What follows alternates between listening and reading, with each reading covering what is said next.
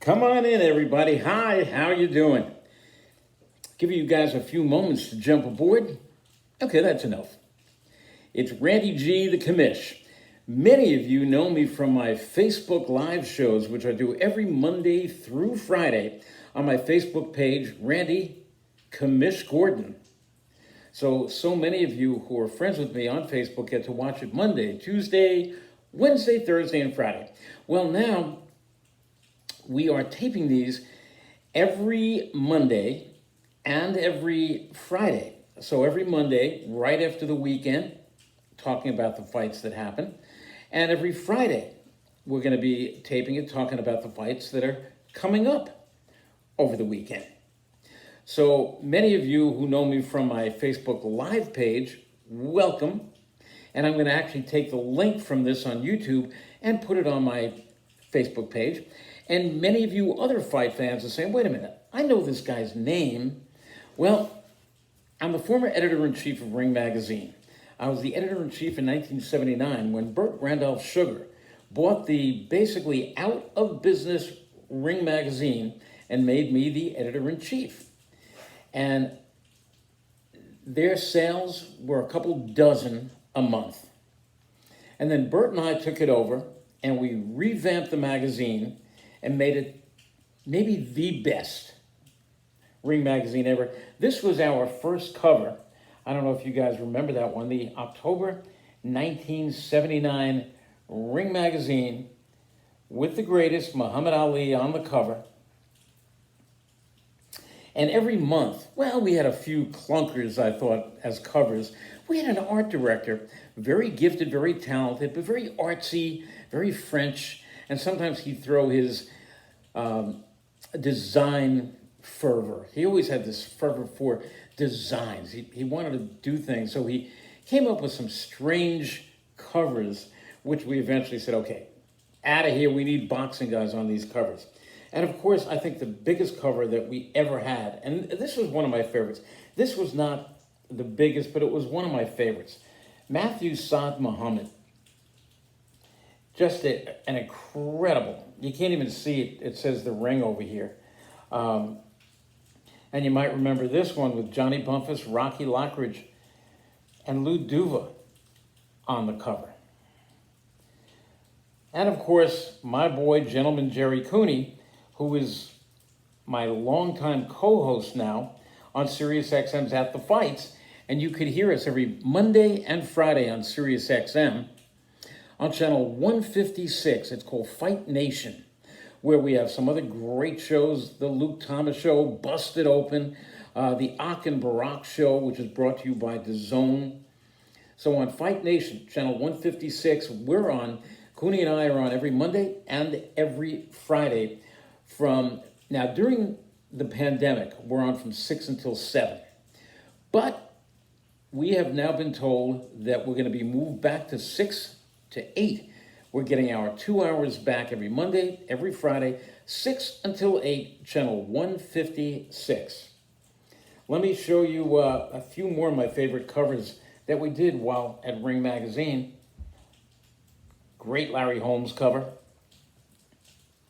This one was in 1980 before the first fight between Sugar Ray Leonard and Manos de Piedra, Roberto Duran. And then for all you Italian fans, we had this one. Actually, for all you boxing fans, we had this one. For all you boxing fans of Italian descent, I mean, every Italian I know loves Rocky Marciano. And then, of course, we had former middleweight champion Vito Antuofermo on the cover. I don't know if the lighting is great or what, but I want the lighting to be great for this next one because this was my favorite cover. This was the biggest selling ring of all time. And if you remember, it was the Tommy Hearns Hitman cover. It was actually tried in Ring Magazine years later. They tried to copy this cover with Floyd Mayweather.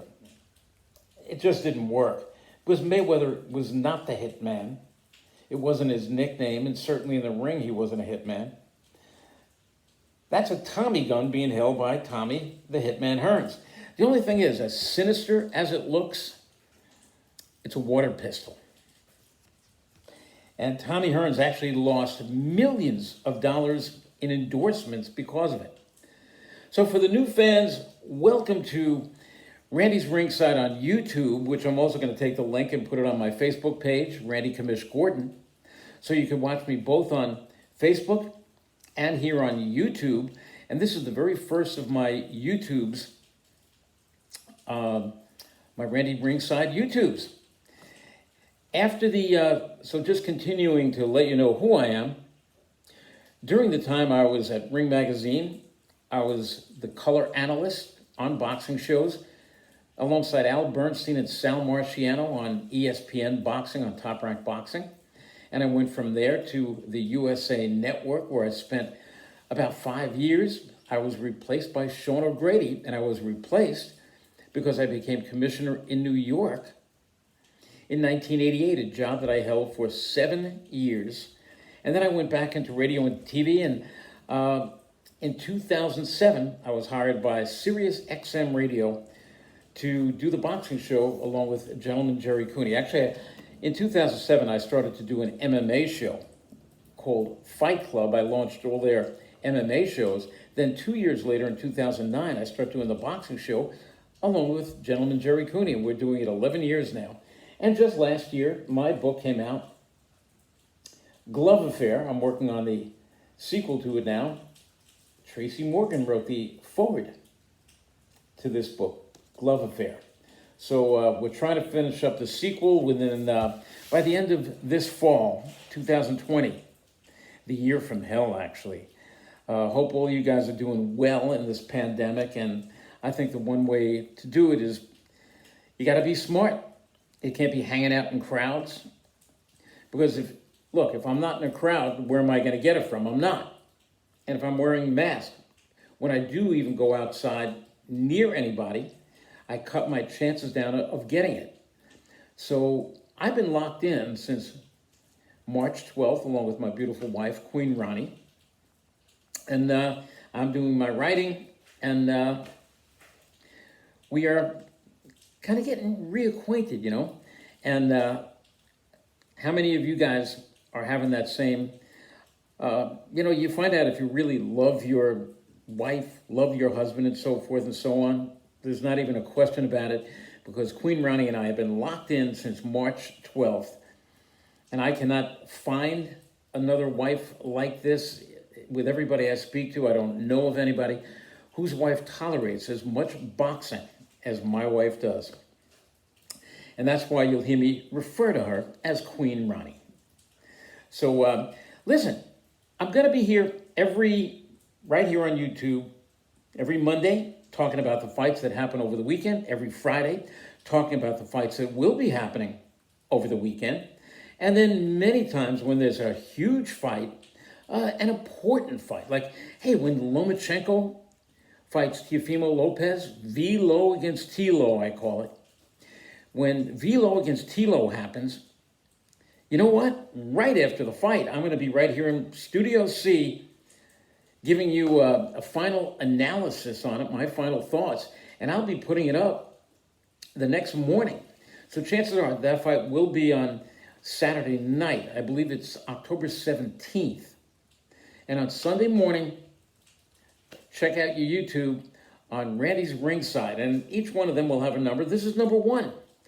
And it's going to have the main topics. And of course, the main topic, I think, from this past weekend was the shocking upset of Cecilia Brækhus. She came in 36-0 against a very tough young lady by the name of Jessica McCaskill, who only had an 8-2 record. But Jessica swarmed her, threw some wild punches at her, stayed on her, impressed the judges enough where McCaskill won a 10-round decision in that fight, capturing all the belts that Brækhus had, and that includes, and I'm going to probably forget one or two of them, but the WBC and the WBA belt, the WBO belt, welterweight title, IBO belt, IBF belt. So with that victory, McCaskill wins all those belts, handing Cecilia Brækhus her very first defeat. And this one was, you could have watched this on DAZN on Saturday night, and it came from Tulsa, Oklahoma. On that card, there was a fight, a 154-pound fight, between a guy from over one of the Eastern Bloc nations. His name is Israel Madrimov.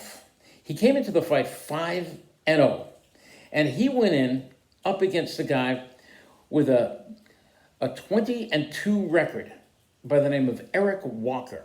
And they fought on pretty even terms, and all of a sudden, Eric got dropped in, I believe it was the 9th round, and it was by a leaping left hook thrown by Madrimov. Now, it reminded me of that same kind of style that Joe Frazier used when he knocked Muhammad Ali down in their first fight, March 8th, 1971. He bent down low and then with a leaping left hook caught Eric Walker, who buckled and was on his way down. But Madrimov had lost his balance with that wild hook, and his momentum carried him into Eric Walker, and Madrimov's shoulder plowed into Walker, and if he wasn't going down, he indeed went down hard, even striking his head on the bottom rope. And I do believe, had they not collided, had Madrimov not fallen into Walker, I believe Walker would have gone down and stayed there for the count. But the referee, Eric Ritter, was in a bad position because he had to make a call. He had to make, you got to go with some call. So he said it was a knockdown, but it was a push also. And therein, I didn't think he got any help from the very weak Oklahoma State Athletic Commission. And for a few minutes, he floundered. And I mean, he gave Eric Walker every opportunity. He gave him up to 5 minutes to continue. Quite frankly, Eric Walker should not have continued. They should have ruled it a clean knockdown, followed by a foul, but an unintentional foul. And when the fight can't resume because of an unintentional foul, you go to the scorecards and you have yourself a technical decision. And Eric Walker, I guess, could have won the fight, but I do believe, and I'm not 100% sure about this, I do believe that Madrimov was leading on the scorecards up until that time. And the fact is, the fight did resume after 5 minutes. Walker came back in. He should not. He even told a doctor that he was feeling dizzy. Why in the world did they let him continue? They should have made it a technical decision, but yet chances are he has a concussion, we're hoping that it's the most mild concussion that can be, maybe even no concussion.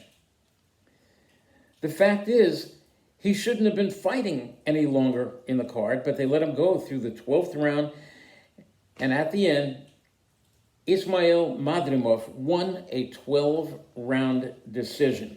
But this is one of those for the books, like what should a referee do?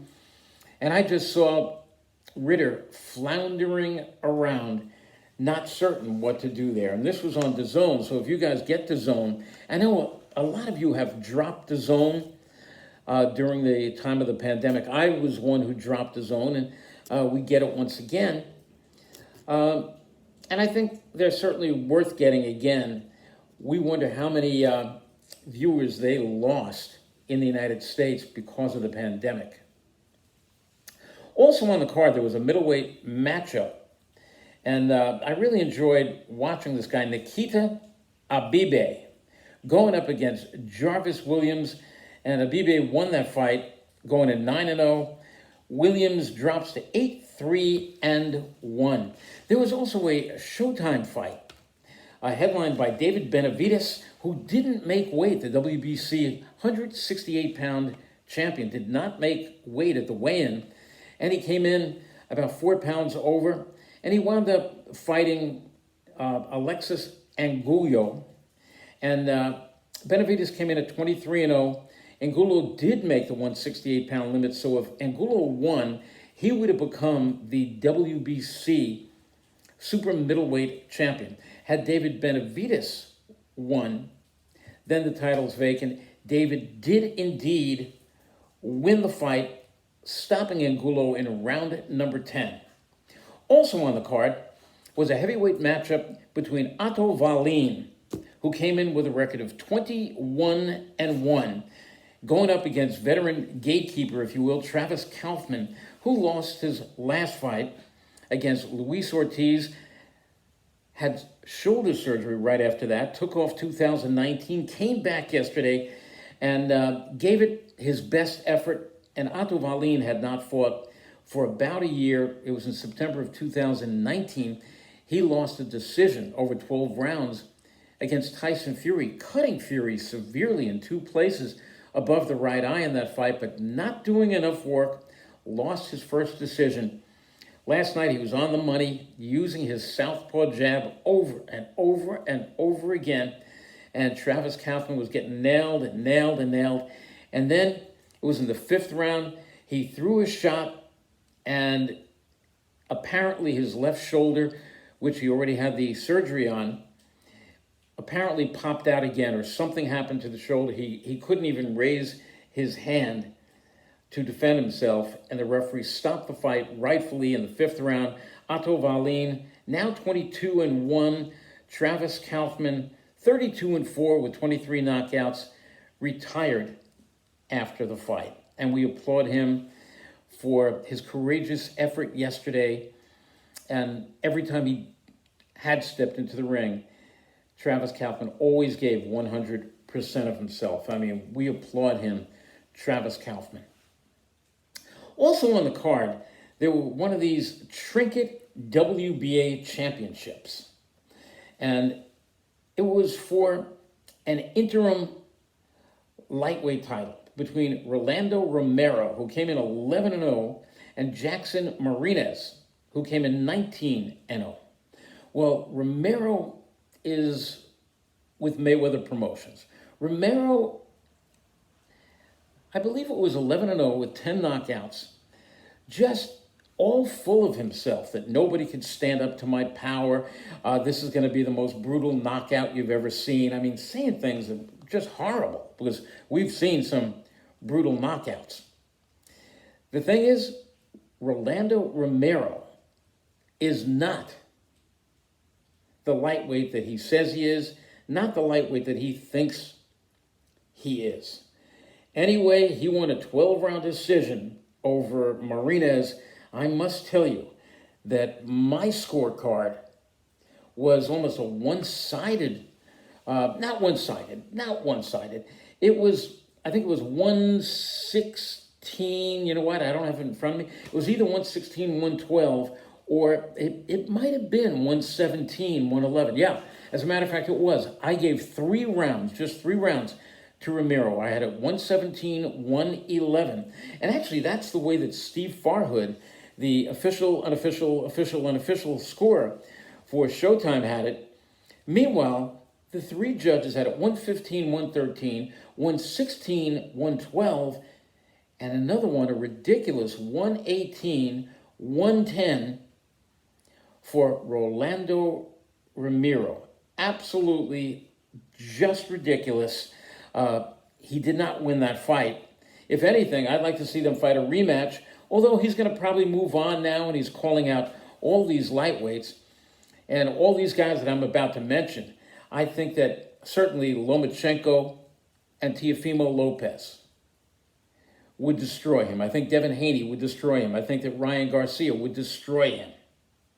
I think that Luke Campbell destroys him. I think that many guys at 135 destroy Rolando Romero.